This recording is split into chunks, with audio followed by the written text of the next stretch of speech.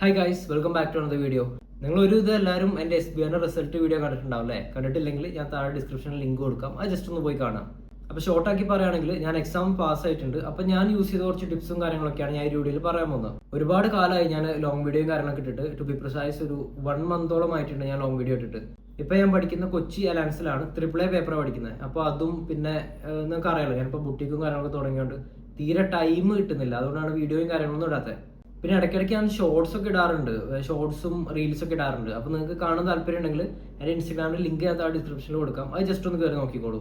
അപ്പോൾ ഒട്ടും തന്നെ ലാഗ് ഇല്ലാതെ നമുക്ക് നേരെ വീഡിയോയിലേക്ക് പോവാം. ഫസ്റ്റ് കാര്യം എന്ന് പറയുന്നത് SBR ഒരു തിയറിറ്റിക്കൽ പേപ്പറാണ്. ലൈക്ക് നമ്മൾ പ്രാക്ടിക്കലാണ് ചെയ്യാൻ കുറേ ഉണ്ടെന്ന് പറയുമെങ്കിലും SBR ആക്ച്വലി ഒരു തിയറിറ്റിക്കൽ പേപ്പറാണ്. നമ്മുടെ തിയറി സൈഡ് ക്ലിയർ ആണെങ്കിൽ തന്നെ നമുക്ക് പാസ്സാവാൻ പറ്റും. ഞാനൊരു എക്സാമ്പിൾ പറയുകയാണെങ്കിൽ, നമുക്കിപ്പോൾ റവന്യൂവിനെ റിലേറ്റഡ് ആയിട്ടുള്ള ഒരു ക്വസ്റ്റ്യൻ ആണ് വന്നിട്ടുള്ളത്. അപ്പോൾ നമ്മൾ ഈ റവന്യൂ കാൽക്കുലേഷനും കാര്യങ്ങൾക്കൊക്കെ മുന്നേ ഫസ്റ്റ് നമ്മൾ ആ സ്റ്റാൻഡേർഡ് എഴുതി വെക്കണം. അതായത് ആസ് പെർ IFRS 15 റവന്യൂ എന്നോ അല്ലെങ്കിൽ IFRS 15 റവന്യൂ സ്റ്റേറ്റ് ദാറ്റ് എന്ന് പറഞ്ഞിട്ട് ആ ഒരു സ്റ്റാൻഡേർഡ് എന്താണോ പറയുന്നത് അത് അതേപോലെ എഴുതി വെക്കുക. അത് നമുക്ക് കാണാപ്പാടം പഠിക്കാം, അല്ലെങ്കിൽ നമ്മുടെ തന്നെ വേർഡ്സിൽ എഴുതാം. എങ്ങനെയാണെങ്കിലും സ്റ്റാൻഡേർഡ് കറക്റ്റ് ആവണം.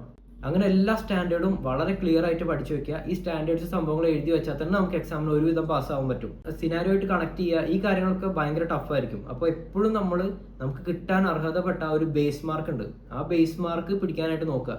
അതിന് നിങ്ങൾ ചെയ്യേണ്ടത് എല്ലാ സ്റ്റാൻഡേർഡ്സും മാക്സിമം നിങ്ങളോട് പറ്റുന്ന അത്ര അടിച്ചു പൊളിച്ച് പഠിക്കുക. രണ്ടാമത്തെ ടിപ്പ് എന്ന് പറയുന്നത്, നിങ്ങൾ വോയിസ് നോട്ട്സ് എന്തായാലും റെക്കോർഡ് ചെയ്യണം. അതും നിങ്ങളുടെ സ്വന്തം വോയിസ് നോട്ട്സ് ആയിരിക്കണം. അല്ലാതെ അവിടുന്ന് നമുക്ക് സ്പോട്ടിഫൈന്നോ അല്ലെങ്കിൽ യൂട്യൂബിൽ നിന്നോ അല്ലെങ്കിൽ ഫ്രണ്ട്സ് റെക്കോർഡ് ചെയ്തത് അതുകൊണ്ടൊന്നും കാര്യമില്ല.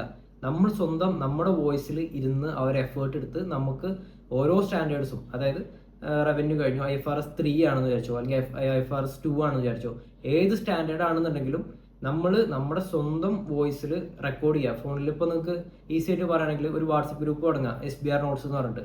എന്നിട്ട് അതിൽ ഓരോ സ്റ്റാൻഡേർഡ്സും ഇതേപോലെ റെക്കോർഡിങ്സും കാര്യങ്ങളും ചെയ്യാം. ഓൾറെഡി ഞാൻ ഈ ഒരു സംഭവം റീലായിട്ട് ഇട്ടിരുന്നു കുറച്ച് കാലങ്ങൾക്ക് മുന്നേ.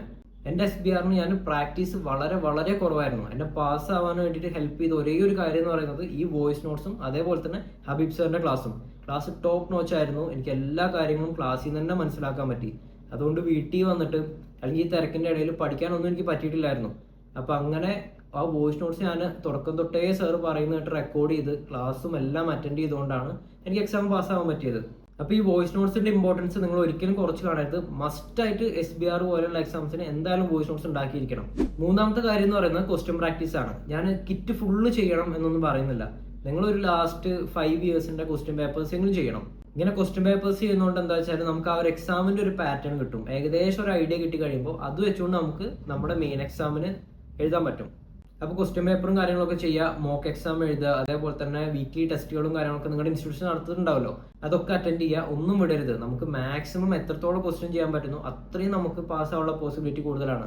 അതിപ്പോൾ SBR എന്നല്ല, ACCന്റെ ഏതൊരു പേപ്പർ ആണെങ്കിലും അങ്ങനെ തന്നെയാണ്.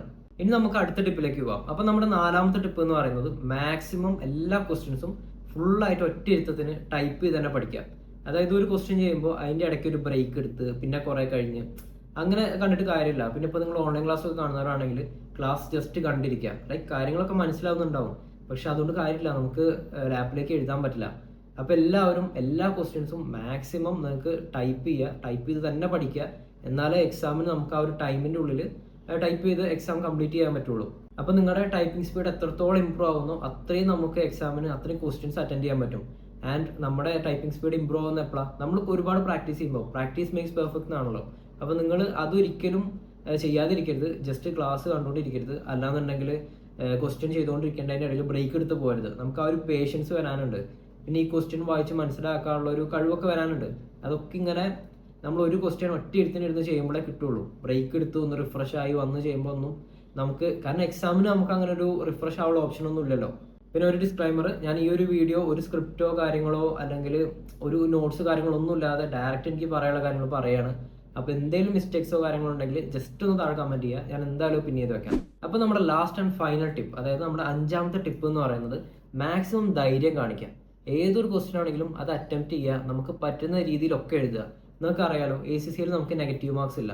ഞാൻ ആക്ച്വലി പാസ്സാവാൻ കാരണം കൺസോളിഡേഷൻ എനിക്ക് അറിയായിരുന്നു. It was really tough.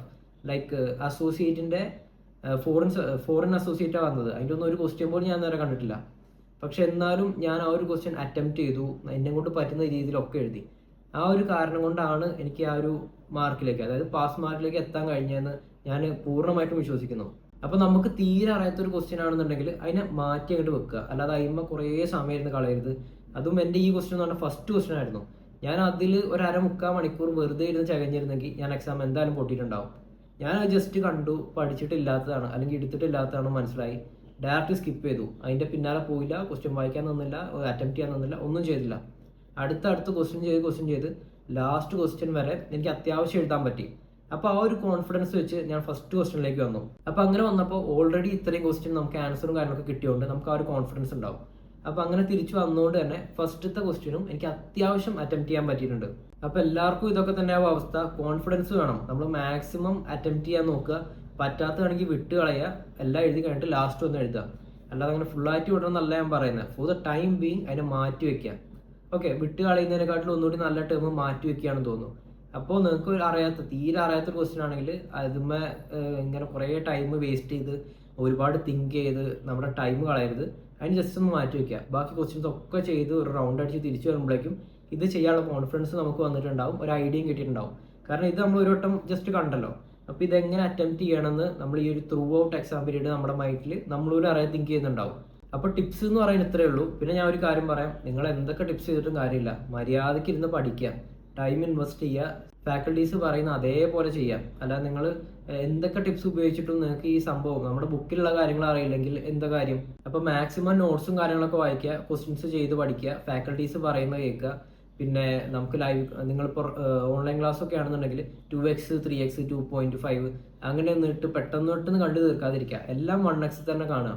കാരണം എന്നാലേ നമുക്ക് ഇങ്ങോട്ട് കയറണമല്ലോ, വെറുതെ കേട്ട് ഈ ചെവി കൂടെ വിട്ടിട്ട് കാര്യമില്ലല്ലോ.